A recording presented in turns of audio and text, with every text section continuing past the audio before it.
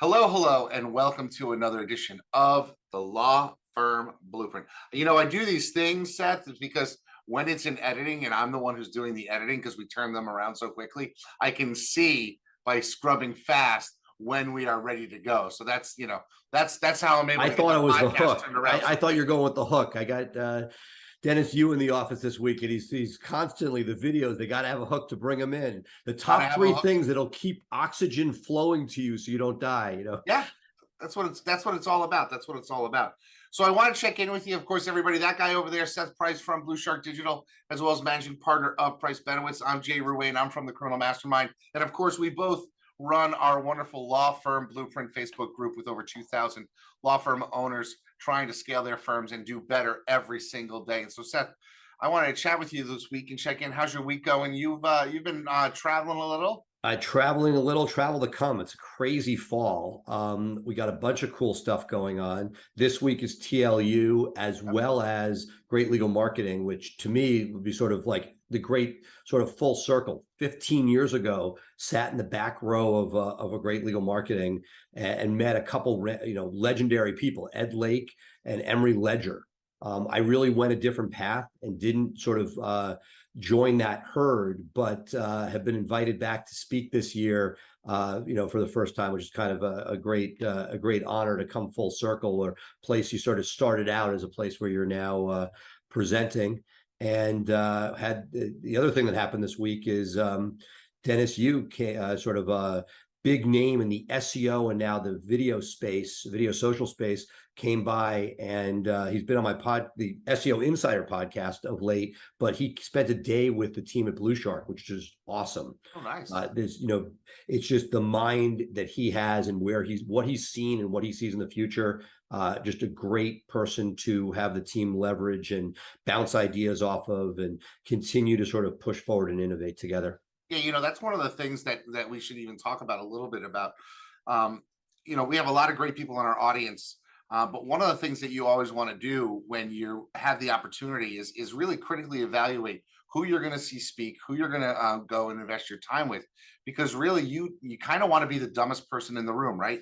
You don't want to be the person that has the ideas. You want to get knowledge and get inspired by other people, and so the more opportunities you have, the better. One of the ones talking about just inspiration and that type of thing, a friend of the show, Melissa Shanahan, is launching something new. You had some information about Yeah, that. no, just exactly. It's a business mastery program. A lot of coaching groups out there. Big fan of hers. She's done some great stuff. Excited to see what she does, bringing people together quarterly, virtually, with coaching in between.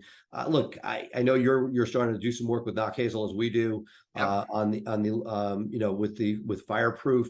I'm a big fan of just anything that gets people rowing in the same direction. Sure. And there's no one size fits all. And to a certain extent, and Knock Hazel will tell you this, like a plan that is poorly executed better than no plan at all. And so the idea, and I'm not getting his words exactly right, but the idea that finding whatever fits your ethos, but making sure you do something and continue. And for a guy who sort of didn't do as much coaching, have Bill Biggs working on operations, working with Fireproof on our EOS-esque implementation. They do their own twist on it for law firms, but there's no magic. And my feeling is, find something you like at a price point you feel comfortable with, and run, because every time I sort of am cynical about it, I take one of these different programs and I see actionable takeaways, and my team, for example, taking our head of operations and moving her closer to a COO, something that she may not have come in with naturally or with that training, but using these different programs to up level your team. Again, there's always the concern that somebody's going to leave, but what do they say? Train them, they may leave, but the worst thing is, don't train them, they may stay. Yeah, and it's one of these things that there are, compared to when you and I were starting out, when there really was like you and me in the back of a room saying, have you thought about this idea? Have you thought about that idea? And literally just sort of like throwing spaghetti at the wall to see what sticks. There are a lot of opportunities now for entrepreneurial lawyers. There's podcasts, obviously, like ours. There's groups like ours. There are conferences. There are, you know, I mean, like NTL's got their business of law coming up. There's a lot more focused on, hey, running the practice of law as a business. And it almost is like, you know, people out there could be drinking from a fire hose. I mean, you and I both know there are people who literally will go to everything. And I think that that might not necessarily be the best thing, because you get a little analysis paralysis, right? Like Absolutely. every time you're at a conference, you got a new idea, you come back with a book full of them, but then 2 weeks later you're at something else and you're not really doing anything. And the reason why I want to bring this up is because, you know, often I get phone calls from people, or messages saying, hey, you know, things aren't great. What can I do? I've done X, Y, and Z. I'm looking to start back at the alphabet. Give me A. I need to do something else to make the phone ring. And I've really found that a lot of people don't necessarily give it time to let things actually grow the way they should. I'm sure you found that in the SEO space, where people are looking for results in month 2, and it's tough to get organic results that quickly. You know, But it's not there's right with all of this. And again, you've heard me say this before, right? To me, a great conference. And as I started, my head would hurt because I had so much to do, where you would basically take a notepad, you take notes, because I think you learn through that, and then you star the things you think are important. And I'm a big believer, flight home, don't do it you're going to get, when you get home, it's too busy. You go and you basically make notes and you prioritize 1 through 10, and knowing you can't get to short term more than 3 things. right. It won't happen. I literally went through this. We had Dennis Yu at the office. We have 10 great ideas from him.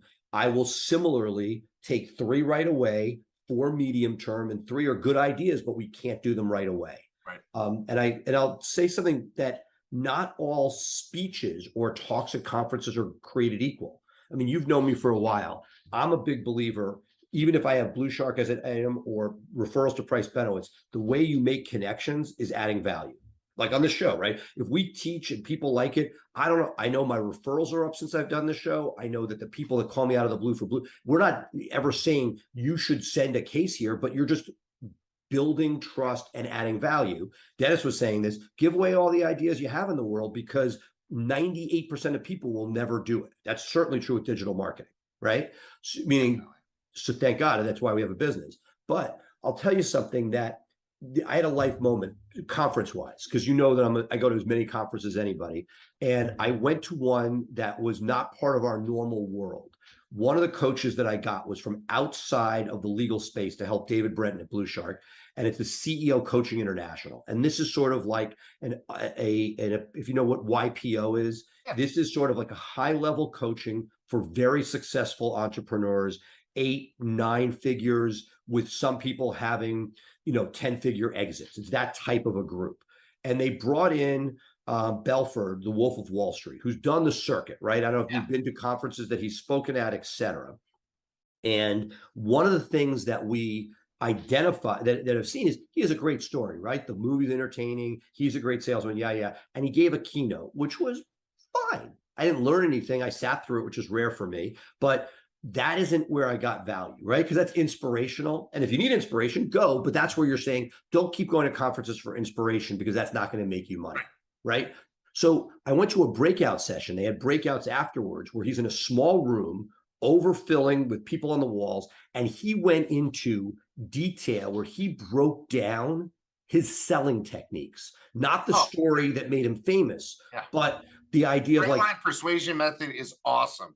Right. It's a really, really good sales technique. And again, he spent an hour and a half, 45 minutes more than the time allotted. You could hear a pin drop in the room. Standing, when I say standing, there were 20 of us standing in the back of this tiny room. It was, and again, it's out there in other forms. But when I got that, it was just amazing. Talking about, what level of certainty are people at, getting them from 1 to 10. And then secondarily, how do they view you or the salesperson? And then third, how do they perceive your business? And each of those have to align, and talking about moving it up. I mean, this guy, as he said in his keynote, it could be used for good or evil. But when you start dissecting the way he did, looking at sales that way, I thought was just brilliant and gave me, even for a guy who goes to all these all the times, it took the back room, which sometimes you get with the speaker after they speak. But when you can get away from the stump speech and you can get to that sort of extra value, to me, that was just incredible. I'm happy to put in the comments a link to a YouTube that he has that has much of what he discussed there, because I found it incredibly valuable. That'd be great. That'd be great. Okay, so that leads me to my next question. And this is something that you and I actually have a little personal disagreement on. We've gone back and forth. You've told me I'm crazy for doing what I'm doing, but I think it's something that we should discuss. And I'm just going to lay it out there. I'm a big believer in building your brand, building it on social, building it locally, building it in, and investing in building your brand. And it's my understanding how you think that is necessarily incorrect, that you should take that same money and time and put it into things like digital marketing to capture the hot leads, versus me saying, no, there's also a branding component that you need to have. So am I encapsulating your well, position? yes. No, look, we could have our normal, like, you're wrong, I'm right. Look, I'll start off with, I don't think it's step one. I do as a 43 lawyer firm, some branding. Yes. Do I go to conferences where it's brand? And are there things you can do with it? Yes. But for many people, take your criminal cadre from the mastermind, that brand only gets you so far. And if you have limited resources, you may never get over the hump of recognition that will get you the cases. Now, if you're branding within a legal community that's smaller, fine, because, let's say you go, family lawyers have the need for criminal people, and I know that, so I'm going to brand to those people and put myself out there. But I would argue that for many people listening to the show who have a B2C area with a non-replicable need, where it's not like you're going after financial advisors, but you need somebody who needs a will, you need somebody who might get arrested or divorced. People are not going to retain that information with the spend that the average person here will put on it. And that if you don't get to the point where a brand exists, and there are people, Morgan has it, there are people in upstate New York, Salino has it in New York, where you get to the point where you've created a brand, those guys are spending tens of millions of dollars, sure, right, on brand. But if you don't overcome that hump, to me, that is money that is going down and may not, and likely will not show you ROI in the short or medium term. And that if you need to keep the lights on and you want to build and grow, particularly in a criminal defense world, use that as an example, but I think it could be used for PI or family, that those dollars can get actual cases that will build your firm and bring good follow-on clients and all sorts of positive attributes, that if you pump the money into brand, you may have nothing to show for at the end of the day, where if spent well, that actual search will make you a higher ROI in the short and medium term. Long term, you could build brand, but that takes a lot to get over and is generally early stage, I think, a fool's errand, in that you're not going to be able to get there fast enough to be able to build and grow your firm. See, now, and here's where I can appreciate your sentiment, but I think you're wrong. Okay? And here's why. Adidas had a brand with Kanye West, and they just cut ties with him. Now they are going to continue to build their brand. They're taking a little bit of a hit. But you and I know that we are not talking about scale for the most part among people in our audience and most lawyers in general that rises to that level, right? And they don't even necessarily rise to the level of Price Benowitz with 40 plus lawyers. Majority of people in our audience are local lawyers who have a niche practice, most likely in a small to mid-sized community. And I think if you are investing a little bit of money, now I'm not talking hundreds of thousands a year, I'm not even talking tens of thousands a year, I'm talking maybe a couple thousand a year in targeting locally. That's different, but that's different. Are you talking a couple thousand a year or a couple thousand a month? $200 a month, who cares? No, I'm saying, no, but I'm pushing you on this. Like, you love, I'm sorry? 1,000 a month. I'm not saying big money. but I'm saying $1,000 a month between YouTube ads, between social media sponsored posts in a defined geographic area to establish your bona fides with the greater audience in your 30-mile radius or 50-mile radius. That's going to provide just another point. And some of this stuff doesn't even cost money. It just goes, it means being out, being seen, that type of thing. If you're going to do social and you love it, and that's one of the things, if they love it, great, because you can do amazing stuff we talked about, Dennis Hewitt and others, where you can own an area and there's techniques that are being talked about where you could become part of that community, fine. But for the average person, if it's just straight media spend and it's $1,000 a month, look, I do it, so I can't say not to do it. I don't want to be a hypocrite, but I feel like for the average person, if you're a family lawyer and $1,000 gets you 5 viable leads that you could close 2 or in a good month 3, that's going to do you a lot more. You always talk about where do you spend the next 1,000, and I think you're spending a lot of money before you get to brand for the average startup law firm. And the people watching us, it's a whole mix. There are people in major markets where they need to find a tiny little community. Again, if you say I'm going to brand in the B2B space different, where I'm going to own financial trust and estates, I'm going to brand and get those things, and I'm going to target financial advisors because those are my fine. But if you're just doing general brand out there and you're doing criminal, I don't get it, because people aren't going to retain it when they need it. They're going back to search. Maybe somebody once will see it, but I just think that you're not going to get ROI. And then if you ask me, somebody comes to you and they're spending, let's say, already $3,000 a month, whether it be on SEO or PPC, and they have an extra $1,000. I don't think they're ready for brand, that you're not going to get that ROI. You're better off with direct LSAs. But Seth, I'm not talking about a widget that we're selling that next week or next year is going to get knocked off by some company out of China. Lawyers themselves have a 40+ year career, and establishing your brand early, letting people know what you stand for, is going to help you land cases in 20 years too. You've got to stand for something. Look, so many, if you go statistically, the people watching this 10 years ago, do they have the same brand? Do they merge with somebody else? Do they switch from person to, type of law person? Will it hurt you? It won't hurt you, but is it where the next dollars are spent? I think that there's like when you get over to a certain point, brand wins. I get it. But until you get there, that your first dollars, you can spend a lot of money sort of pissing in the snow. I'm not advocating for people to start running TV commercials. Understood, but the first $1,000. So to me, I'm going to push back on you and say, hey, there may be a time and place for it, but what level of paid search and or SEO and or whatever else you're doing? Just like if somebody comes to me and says, I'm in a B2B law space. You've heard me say this before. First thing I say is don't do SEO unless you're doing everything else you should be doing. Right. Are you going to a dinner? Do you have a eating club? Do you have season tickets? Are you holding a breakfast for people in your space? Do you have all those things? Okay, great. I have a 5-lawyer firm. I'm doing all those things. Now let me SEO into the industry. Great.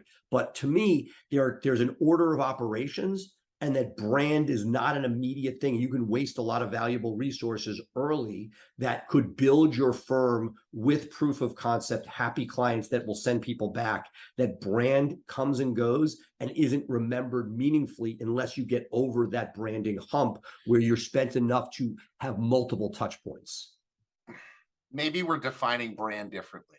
And that may be because I don't necessarily think of brand as just your logo hammering people over and over. Part of my brand as my firm involves the care and customer service that we have. Part of the brand of my firm includes our knowledge in the area of DUI defense and domestic violence defense, which is what we're known for. And so by going out, spending time speaking, letting people know I exist, answering questions for lawyers, all of that to me is building brand. Right. And so maybe I invest that $1,000 this month in in having my slide deck professionally produced and go up and teach a bunch of lawyers in a CLE. Absolutely, but listen, that's a bunch of lawyers. That's different. That's not brand. That's B2B marketing. I'm all for that. Oh no, I disagree. I disagree. But That is part of your brand. You're not holding time. Are you Personal doing a brand. slide? Are you going to a slide deck to like a random like a random thing? Or are you going to targeted stuff? No, I'm going to targeted things, and I'm Right, but that's not brand. I mean, it's brand, but it's a subset of brand, and that's what I'm saying. If you ran your ads to the legal community, I get that as a referral piece. But if you're saying I'm going to put media against the general population where they're looking at ads for everything else, yeah, I'm not talking. I mean, there are, one of the wonderful things about digital marketing now is that you can actually target the people that are more likely to need you based on your consumer list. You go in, but that's the hard part about criminal. That's why, to me, when I see young lawyers, I'm doing criminal, should I do BNI? I'd say no. Oh no, I would say no, absolutely, because those are business owners. They don't need. But it's brand. To follow to the Jay Ruane, it's brand. They might need you at some point. They do, but it's not enough of a use of your time to do that you're better off. You know, you're now nothing. If you did BNI every week for a year, you'd get a couple cases. It's just not a good ROI in your time, in my opinion. Whereas the Jay Ruane model, where you went and did stuff against the grain, where you went to the bar association or whatever general meeting of lawyers are, and you said, I'm the DUI guy. I get it. That's genius. But putting pre-rolls on to the general population that's not to lawyers, I don't get it fully at an early stage. There's a place for it, but with a nominal budget and with a choice, because we always talk about on the show, where do I spend my next 1,000? I don't think that the early stage firms are spending their next 1,000 on brand, and that you could piss away valuable resources without any cases. I'm case in point. I spend like up to 3,000 a month on brand, on pre-roll and all that stuff. I don't see direct ROI. It's very hard to get ROI, period. Again, maybe I can't track it. Maybe it's one of the 17 points somebody has before they get to my firm. So I'm doing it. But that stuff that I do once I get to a significant budget, I was very, very focused on paid search, organic search, making sure for the transactional things like criminal, like family, that we're there at that moment. Over a career, absolutely. But short term, I think that where you sit now is different than much of our audience. Well, I just think that, if you're going to, I think there should always be some attention paid to your brand in the market and how you can position yourself to be the one that people think of when they address the issue that you solve. And that's really what I talk about when I mean branding. I want other lawyers. I want other business people. I want people thinking Jay Ruane equals DUI. Right. And I'd say that at the point you're at, you can do that. You have multiple lawyers, but for the average person with 1, 2, even 3. Yeah, but I was that one guy, Seth. Understood. And I was doing it too. I was getting out there. I was giving speeches. But the first you were getting out there with sweat equity. If you had money to spend, you were doing PPC because it worked really well then. Right. Early days, $1,000 was a lot of freaking cases. My first pay-per-click cost for a signed case, I shit you not, was 2 cents. I got a case for 2 cents. Could you imagine if you could get a case in today's by your own market? Name for 2 cents? I just look to show that, like, we had a situation. Somebody gave us a new technique for retargeting that I'm testing. I always use my own firm as a test. I wake up, there's some absurd amount of money spent on retargeting. And I was like, and I'm getting oh no, don't worry, Google crawls it back because apparently they you give them a budget and Google likes to blow it away. My point is, it's a constant, figuring out different angles of how do you get it, but it's no longer 2 cents. I'm spending more than that on our own brand. I know lawyers, TV advertisers that are spending 5 figures plus monthly just protecting their brand. A final point, which not to pivot off, but something that comes up that if we want to sort of end this, you could love to hear your final thoughts on it. But something that came up the other day was people buying other people's brand names for PPC. Something I've never advocated. I think it's kind of nonsense. I'm sure it makes a buck, but something to come up just for the audience to be aware before you get too excited, because you're going to see other people coming up for your name in pay-per-click. One of the things to be careful about is before you get too excited, a nice note to them, just asking them to make you a negative keyword goes a long way, because Google has gotten to the point now where, yes, some people are evil and they're buying your name, Most people are not. It's that when you do pay-per-click, whether it be for your firm or whether you're doing it for your law firm blueprint, whatever, if they see somebody else searching for something that is in your world, then they will show that ad. So for example, if I'm making this up, but let's say somebody was searching for crisp and you had budget for the law firm blueprint and the person's a criminal lawyer, they're going to show your ad knowing there's a chance that Google can make a buck. That's why they're so rich.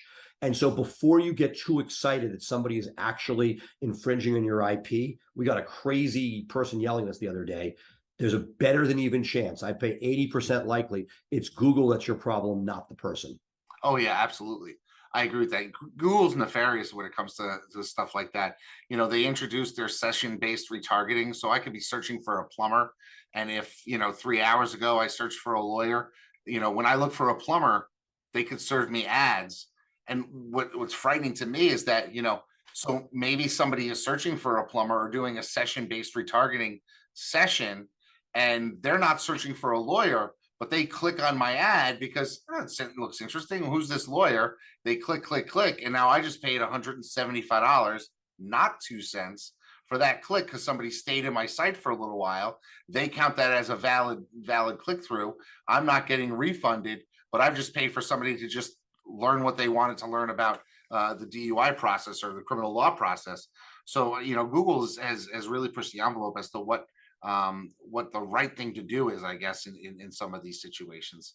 So it's definitely something that you got to look out for. Right. So, and just to conclude, I'm not anti-brand. I just feel like you have to be careful that when you're starting out, that you're not going to get to a point, not that you shouldn't be aspiring to be Jay Ruane and known by everybody in that, but if you're to do it, I think you're going to get much better ROI in a B2B, which is why when you look at any marketing group, there are a lot of them. Stephen Fairley over the years was like so good at early paid Facebook that it worked for him because he had a fishbowl of potential customers. If you look at it like you have a fishbowl of B2B referral sources, great. I just think when you move into the B2C world, it is easy to justify it with brand, but not to piss away a lot of money and then not be able to justify the ROI on it.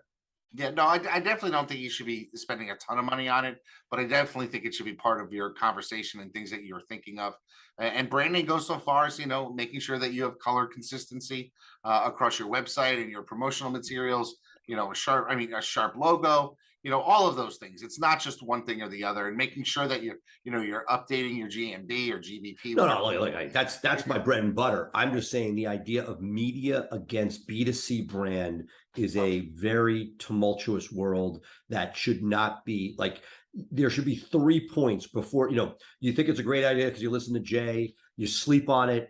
You then, you sort of think about what could I do with that same money? Next question Jay would ask, is it better to do it on this or that? And the moment you sort of get to the point where you've slept on it, you've said, hey, that $1,000 could buy me X, Y, or Z in different areas, and I'm still good with it, fine. But to me, that's the issue is, every time you spend money, are you evaluating what the other options for that are?